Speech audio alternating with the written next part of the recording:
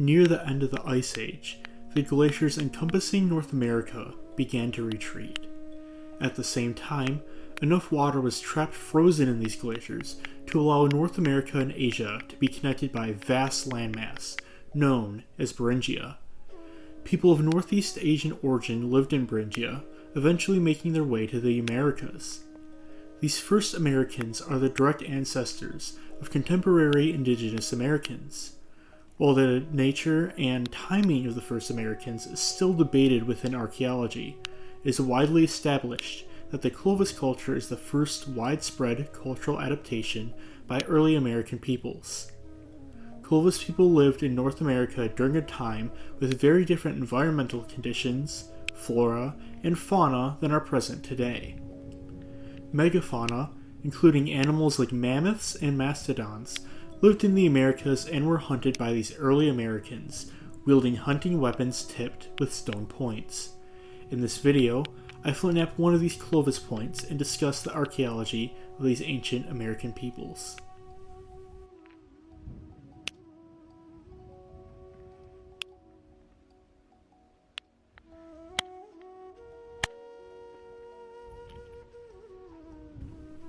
I begin my Clovis point by both establishing an edge all the way around the piece of flint and doing some initial thinning.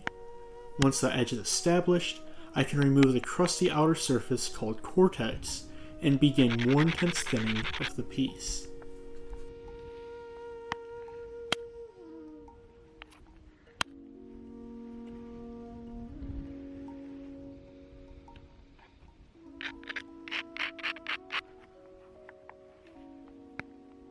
The exact origins of the first Americans is a hotly debated topic in archaeology. What has been firmly established by genetic data is that the first Americans have a northeastern Asian origin and are the direct ancestors of contemporary indigenous American peoples. The timing and route of these first people into the continent is unclear. A popular model held by archaeologists for some time was the ice-free corridor model. In this scenario, the first Americans, which are typically believed to be Clovis people by this model, entered North America through an inland route via an ice-free corridor between the Cordilleran and Laurentide ice sheets, sometime just earlier than 13,000 years before present. However, some researchers have demonstrated that the corridor may not have had the resources to sustain human life until after 12,600 years ago, well after the earliest dates for Clovis. Archaeologists, geologists, and other researchers are still debating when the ice-free corridor would have been viable for human life to pass through it. Considering the discovery of Monte Verde and other archaeological sites that show people were in North America prior to Clovis, other models have been proposed. Currently, the strongest model for the peopling of the Americas is the Pacific Coastal Route model. In this scenario, people would have moved from Beringia along the Pacific, following the western coast of North America down into South America. The coast would have allowed for many resource opportunities and would have been free of ice by around 16,000 calibrated years before present. This model better fits the dates of known pre-Clovis sites. These models aren't mutually exclusive, as multiple migrations from the same Beringian population could have entered North America at slightly different times and through different routes.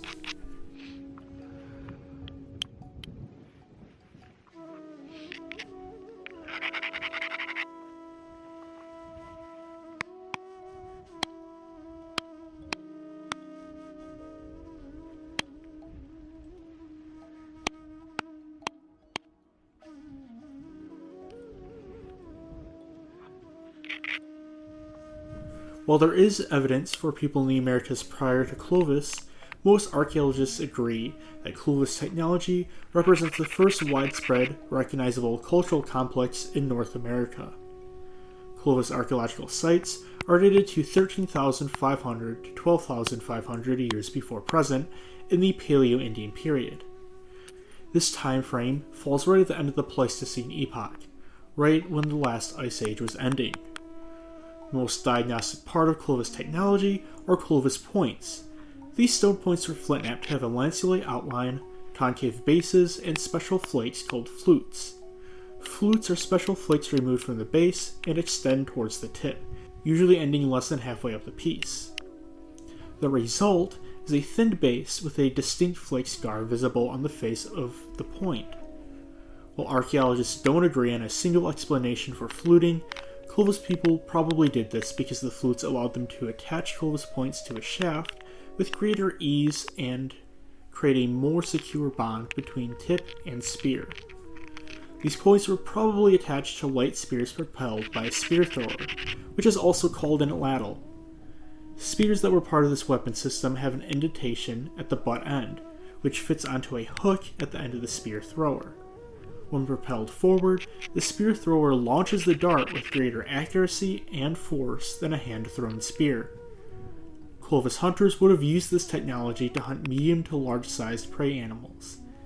As they seem to have based their diet primarily on hunting, Clovis people would have been highly mobile in order to take advantage of the movements and migrations of herd animals. Additional evidence, such as the distance of the stone tools they discarded from the source of the raw stone, has allowed archaeologists to confirm Clovis people moved around a great deal.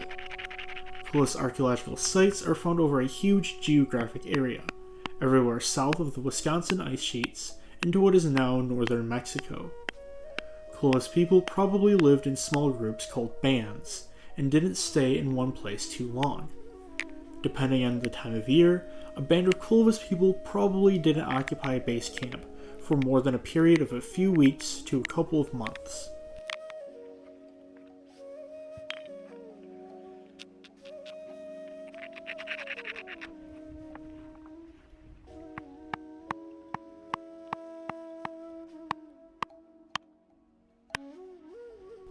Special kinds of flakes, known as impact fractures, are created when a stone point strikes a hard surface like bone, stone, or wood.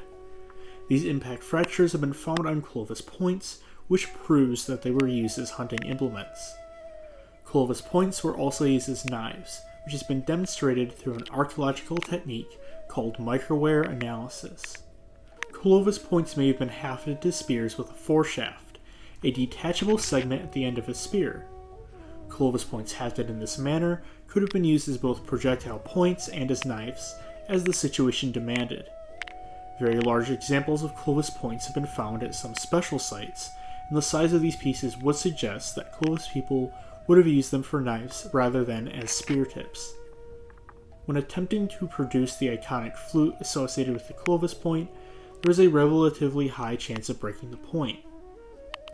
Clovis flintknappers must have thought that the advantage fluting gave them was worth the risk of breaking the piece. Living over a broad area, Clovis people made use of a wide range of stone types to make their projectile points and other tools.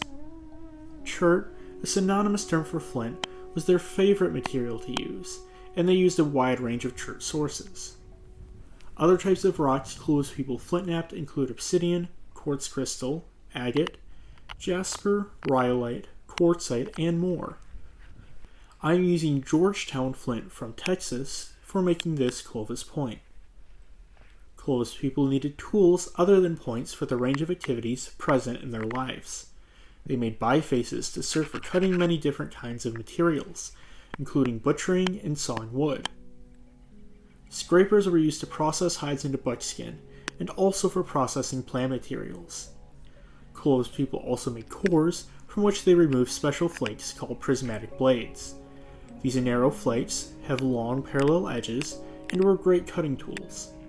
Using flakes detached during the flintknapping process, Clovis people produced engraving tools for working bone, antler, and ivory, as well as disposable tools that could serve a wide variety of tasks. For a while, Clovis people were thought not to have made specialized woodworking tools. However, adzes, a tool similar to an axe, has been repeatedly found at Clovis sites. Another type of object made by Clovis people and left in the archaeological record are bone and ivory rods, but archaeologists aren't entirely sure what they were used for. Some of these bone rods have a conical point and were probably used as projectile tips. Other rods have opposing bevels at either end and may have been a part of foreshafts for spears.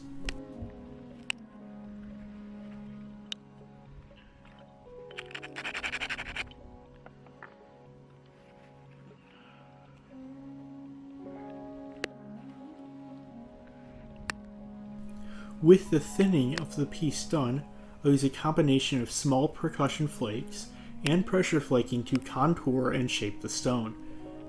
The piece is further refined with just pressure flaking to ensure a good cross-section, which will allow for good flute removals.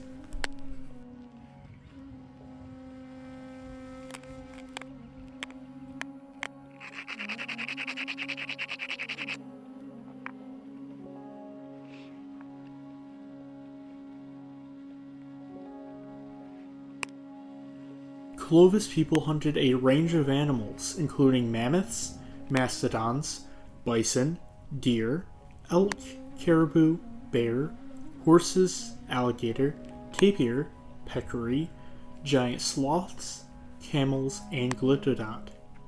Smaller animals were also an important part of their diet, such as turtles, tortoises, rodents, rabbits, and fish.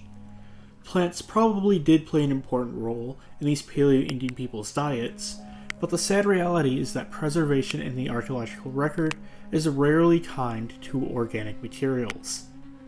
As there have only been 14 mammoth or mastodon kills attributed to Clovis people, some archaeologists have questioned if these animals actually played an important role in Clovis people's diets. One study was done to evaluate how significant a number 14 Clovis kill sites is, in terms of to what degree mammoths and mastodons were hunted. In order to understand this better, the researchers compared the number of Clovis mastodon and mammoth kill sites to those in the Old World. The sample of Old World sites comes from a much larger geographic area, Africa, Europe, and Asia combined, and from a much larger scope of time, looking as far back as Homo erectus sites.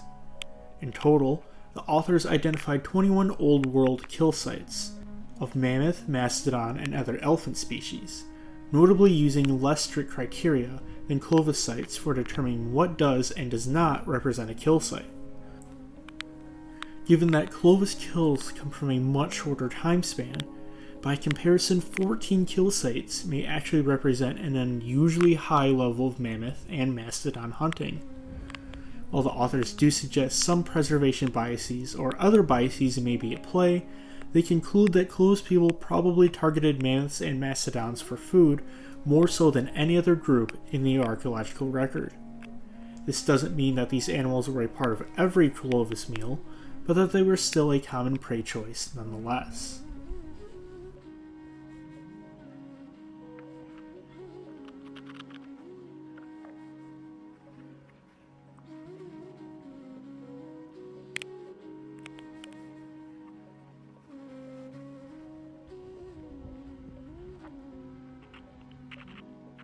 To create the flutes, I pressure flake the base of the point until the edge here has been beveled towards one face. I then isolate a single platform that will be where I remove the flute. This isolated platform is abraded extensively to ensure a good flake removal. I use an indirect percussion tool that is a piece of antler affixed to the end of a long stick. After a successful flute removal, the process is repeated on the other side.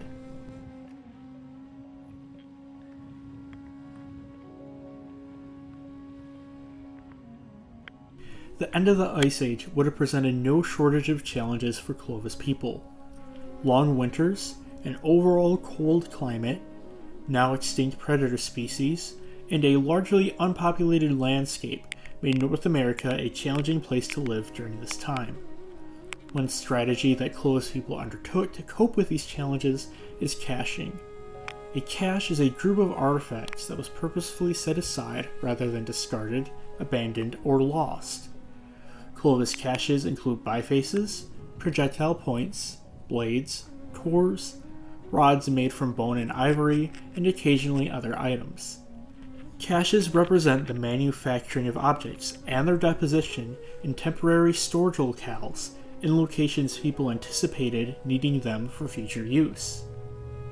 Caches would have allowed Clovis people to have ready-made tools for scenarios where they may be unable to access raw materials, in circumstances where new tools might be difficult or impossible to make, and for other desperate circumstances. With the fluting finished, What is left is to finish the shaping of my Clovis point with pressure flaking. Once the shaping is done, more precise pressure flaking will take place to sharpen the edge and the basal area in preparation for hafting.